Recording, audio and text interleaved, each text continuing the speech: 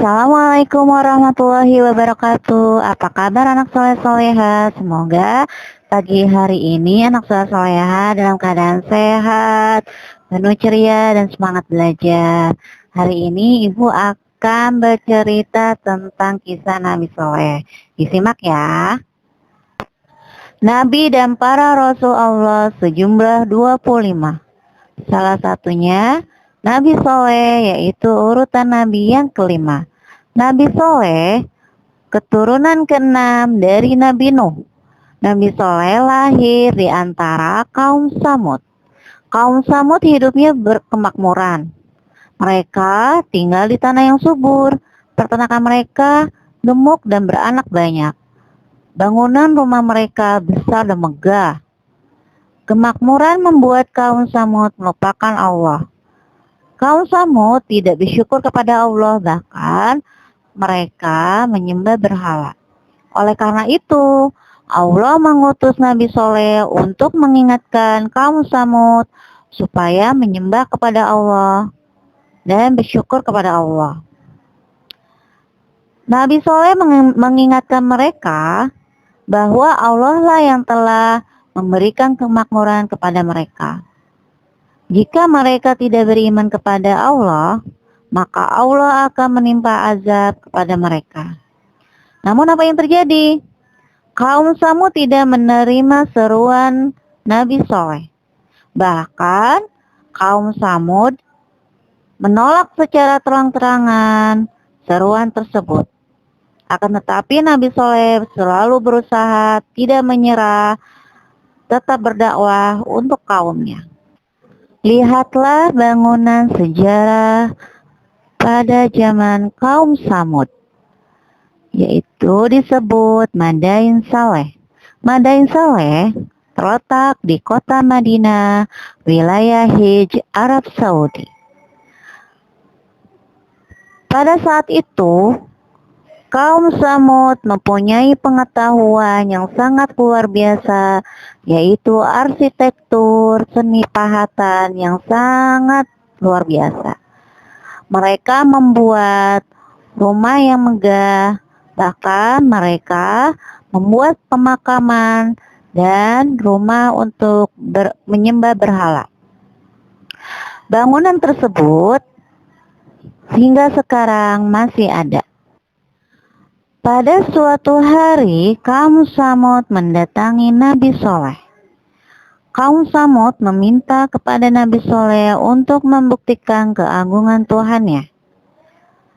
Kaum Samud meminta agar Nabi Soleh memohon kepada Tuhannya untuk mengeluarkan unta betina dari dalam batu. Namun, kaum Samud berjanji, jika permintaan dipenuhi, mereka akan beriman kepada Allah. Untuk memenuhi keinginan kaum Samud kepada Nabi Soleh mengeluarkan unta betina dari dalam batu, maka Nabi Soleh memohon kepada Allah supaya menciptakan seekor unta betina dari dalam batu.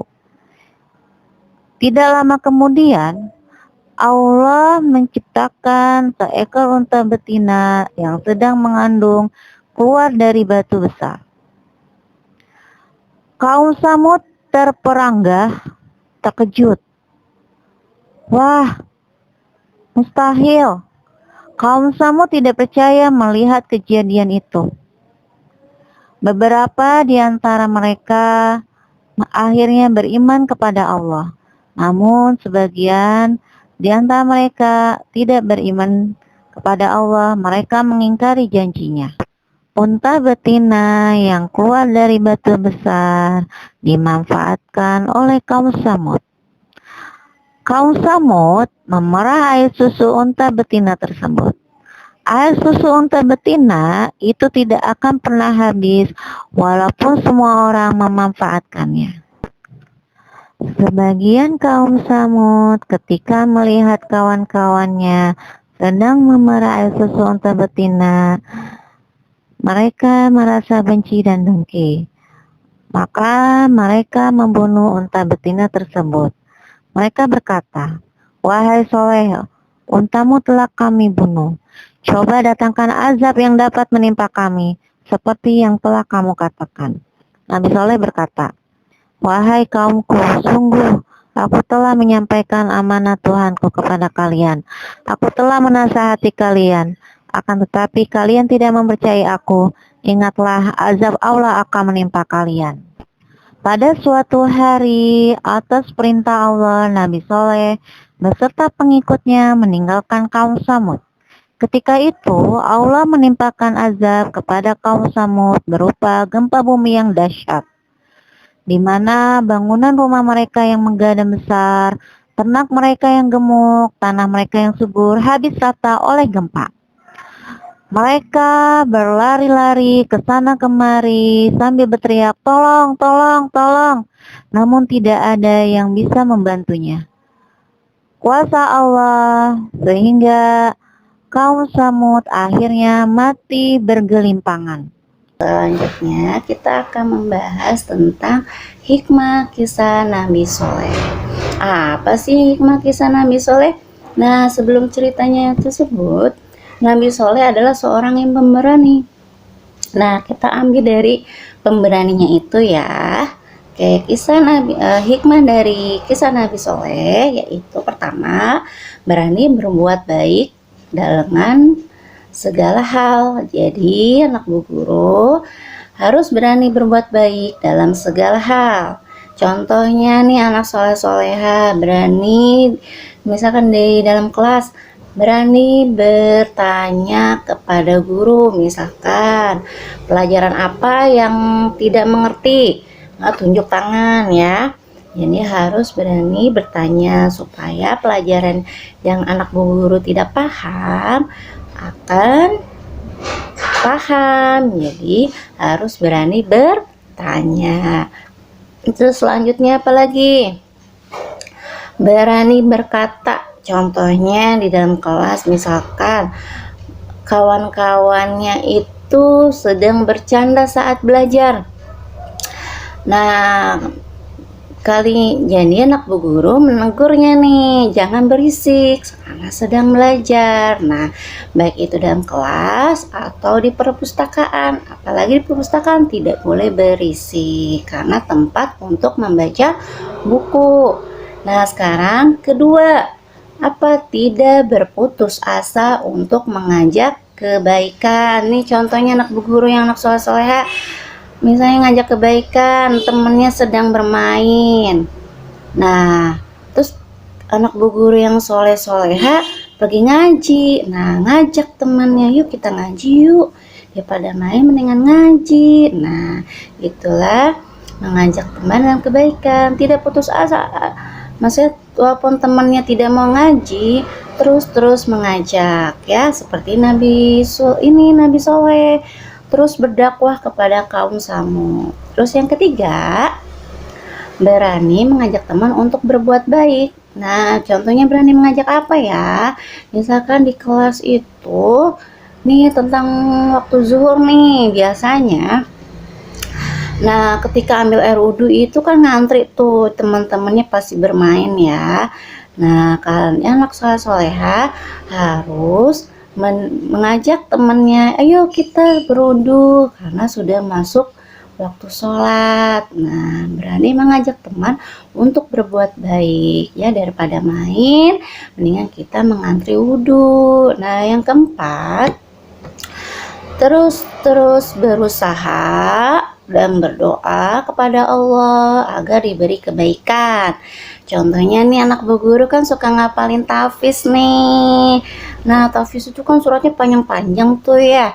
Nah, anak bu guru harus semangat ya, tidak boleh menyerah, terus berusaha menghafal dan juga berdoa kepada Allah supaya diberi kemudahan hafalannya. Jadi anak bu soleh-soleha tidak boleh nyerah ya, jadi harus menghafal tahfiznya walaupun sedikit-sedikit akan menjadi bukit ya.